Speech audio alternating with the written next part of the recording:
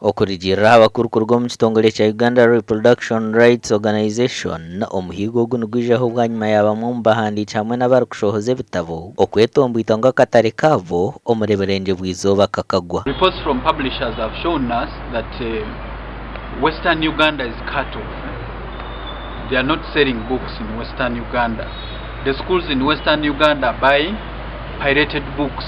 That is not fair to the publishing industry.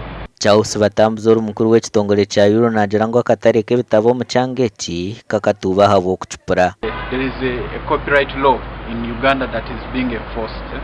So we are dealing with the issue of awareness, sensitizing the masses and asking them to respect copyright. Omushango nyowe nimuteka mukama wa factory amukama wa printer kora wahanditse kitabo cyawe ukacyandika wacheza bacha provinga marketing strategy yayo neya, because in that book there is knowledge which is needed by Ugandans. Abantu nibendo bwenzo byo mu kitabo kandi tokwenda kukibayisa kandi ukakiteka hansi mu wachiteka internet kigo mwanya sawe nongezako kubiriza abana Uganda okutegeera nti etteeka lya copyright we liri likola we tukukwata tukutwala mu kooti ne bakusiba. Bright Muhumuza omwe mu bashuubuzi omuri Mbarara we nagira ngo abahandiiki b'ebitabo akanika okiire kukozesa tekinologiya okuguza omurimo gwabo. Hati nanyiriyo nimpandika ekitabo nibakyeta okutooza n'ababwibiri.